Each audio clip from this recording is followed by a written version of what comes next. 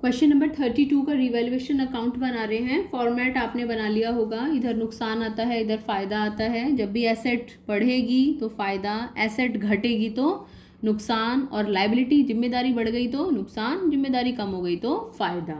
तो एक एक पॉइंट को देखते जाते हैं। ए पार्ट देखते हैं। Out of the insurance premium debited to P&L account 1500 to be carried forward as prepaid insurance. Prepaid insurance word को अंडरलाइन कर लीजिए। ये जो प्रीपेड इंश्योरेंस है बच्चों, ये हमारी एसेट है। तो हमारी एसेट बढ़ रही है, हमारी प्रीपेड इंश्योरेंस है। एसेट का बढ़ना नुकसान या फ़ायदा? फ़ायदा, तो फ़ायदे की तरफ आना चाहिए। लिखो बाय प्रीपेड इंश्योरेंस। और अमाउंट कितना है हमारा? 1500। ये हमने यहाँ पर लिख दिया। B part, provision for doubtful debt to be brought up to, ज़रा अप टू वर्ड को अंडरलाइन कर लीजिए। हमने कहा था जब भी टू या ऐड होगा तो हम अंतर देखेंगे। प्रोविजन फॉर डाउटफुल डेट बढ़ाने के लिए बोल रहा है अप टू 5%। हमेशा ग्रॉस अमाउंट का निकालिए।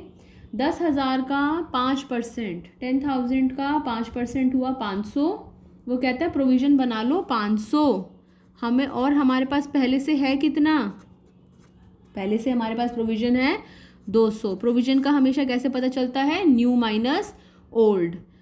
500 बनाने को कह रहा है, 200 पहले से मौजूद है, तो कितना और प्रोविजन बनाने की ज़रूरत है? 300 to provision for doubtful debt. ये हमारा नुकसान है बच्चों। प्रोविजन का बढ़ना हमारे लिए नुकसान की बात है। इससे हमें पता चलता है कि हमें शक है कि इतने और लोग हैं जो हमें पैसा नहीं देंगे।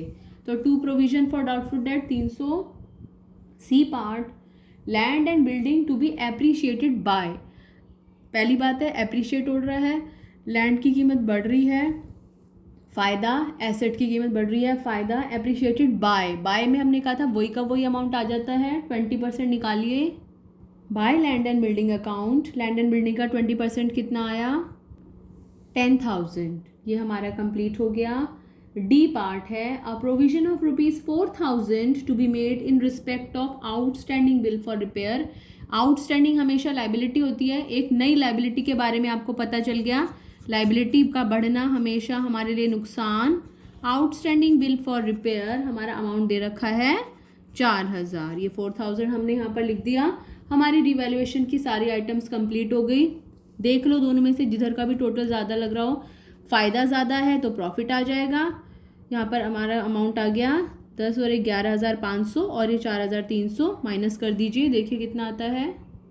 ये टोटल किया 11,500 आया। इसी टोटल को यहाँ लिख देंगे 11,500, और इसमें से इस 4,300 को माइनस कर देंगे, हमारा प्रॉफिट आ जाएगा 7,200। इस 7,200 को हम क्या कहते हैं? टू प्रॉफिट ऑन रिवैल्यूएशन या revaluation profit transferred to old partners. कौन है ओल्ड पार्टनर्स? एक्स, वाई और जेड। कौन सी रेशो में? ओल्ड रेशो में। And what is the old ratio? 3:2:1। इस 7,200 को 3:2:1 में डिस्ट्रीब्यूट किया, अमाउंट आ गया 3,600, 2,400, 1,200। कोई कैलकुलेशन मिस्टेक हो तो चेक कर लेना। ये हमारा रिवैल्यूएशन अकाउंट कंप्लीट हो गया। कैपिटल अकाउंट की तरफ चलते हैं, पहले से कंप्लीट कर लेना। कैपिटल अकाउंट में वही फॉर्मेट, XYZ, वही कहानी चलानी है। भाई चलो गोवा रोम आए, भाई be balance, by balance brought down. By balance brought down हमेशा हमें कहाँ से मिलेगा? बैलेंस शीट से। एक्स का balance brought down, balance sheet में एक्स का कितना दे रखा है, वाई का कितना दे रखा है, जेड का कितना दे रखा है, तीनों को लिख दो। 45,000, 30,000 और 15,000। भाई हो गया। सी से चलो से कुछ नहीं होता, हटा दिया। गोवा से, जी से जनरल रिजर्व, कोई अन्य रिजर्व, या फिर प्रीमियम फॉर गुडविल, जो कि यहाँ पर बाय बाकी पार्टनर्स के नाम से आता है वो गुडविल का अमाउंट। बाय बाकी पार्टनर्स, रिटायर हो कौन रहा है? वाई रिटायर हो रहा है। वाई को छोड़ दो, बाकी पार्टनर्स बचे ये। तो बाय बाकी पार्टनर्स का मतलब हुआ by X capital account, by जेड्स कैपिटल अकाउंट। एक्स और जेड का नाम आ गया तो एक्स में कांटा लगा दो, जेड में कांटा लगा दो, और सारा अमाउंट लिख दो वाई में। एक्स के आगे ये वाला अमाउंट 5,400, जेड के आगे 1,800। एंट्री कंप्लीट नहीं हुई अभी यहाँ पर। बाय एक्स जेड हो गया, इधर आ जाएगा टू वाईज कैपिटल अकाउंट। अब क्योंकि हमने यहाँ पर वाई लिख दिया तो वाई में कांटा लगा दो, एक्स में एक्स का अमाउंट लिख दो, और जेड में जेड का अमाउंट लिख दो, तब जाके हमारी लेजर पोस्टिंग कंप्लीट होती है। अपनी जर्नल एंट्री देखो, XZ to Y वाली हमने इसी की लेजर पोस्टिंग करी है वहाँ पर, और हमने कुछ नहीं करा है। 2Y लिखा है इसलिए 2Y करके X और Z में लिखा है, और Y में बाय X और Z लिख के वो अमाउंट शो करा है, और हमने कुछ अलग नहीं किया इसमें। बाय बाकी पार्टनर्स हो गया, B हो गया, C हो गया, गोवा हो गया। R से रिवैल्यूएशन प्रॉफिट, अगर होता है रिवैल्यूएशन में इधर आंसर आ रहा है तो इधर क्रॉस हो जाएगा। डेफिनेटली आपके रिवैल्यूएशन अकाउंट में देखो इधर ही आ रहा है ना आंसर, इसलिए ये कैपिटल अकाउंट में क्रॉस में जाता है, क्रॉस में बाय रिवैल्यूएशन अकाउंट के नाम से जाएगा। आप लिख देंगे बाय रिवैल्यूएशन अकाउंट ब्रैकेट में प्रॉफिट, और वहाँ से देख के लिख देंगे 3600, 2400 और 1200। रिवैल्यूएशन अकाउंट से देख के मैंने कॉपी कर दिया। भाई हो गया, चलो हो गया, गोवा हो गया, रोम हो गया, आय हो गया।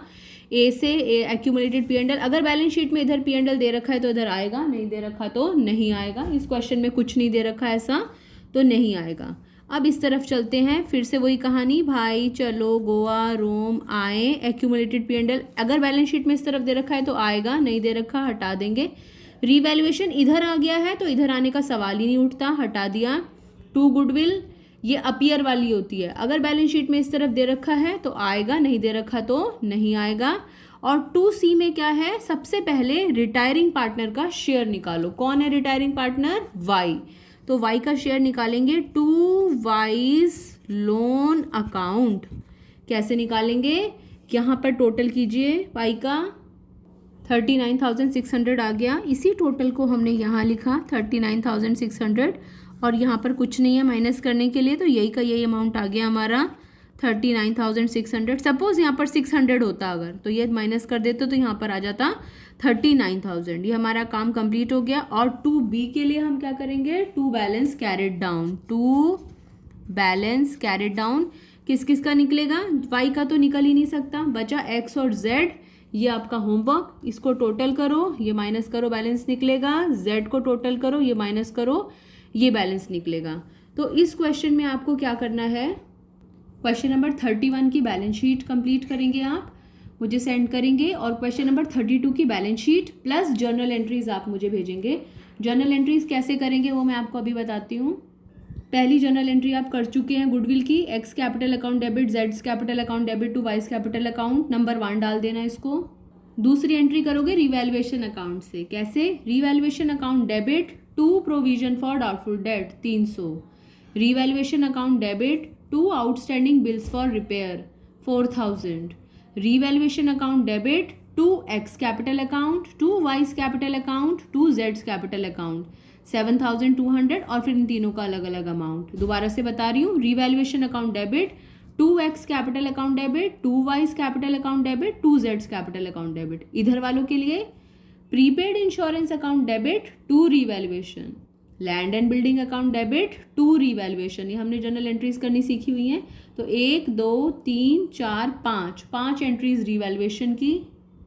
छठी एंट्री, ये बाकी सारी एंट्रीज आपको पता है पोस्ट हो चुकी हैं, आपको कोई अलग से नहीं करनी। छठी एंट्री कौन सी होगी, देखो चाहे तो लिख लो, Y's capital account debit to Y's loan account, ये वाला अमाउंट, पहले रिटायरिंग वाले का शेयर खत्म करा, Y's capital account debit to Y's loan account, और X और Z का जो बैलेंस निकल रहा है उसके लिए हमें कोई जर्नल एंट्री करने की जरूरत नहीं है, तो यहाँ से कैपिटल अकाउंट से सिर्फ और सिर्फ एक ये वाली एंट्री। तो टोटल आपकी एंट्रीज हो गई 7 एंट्रीज।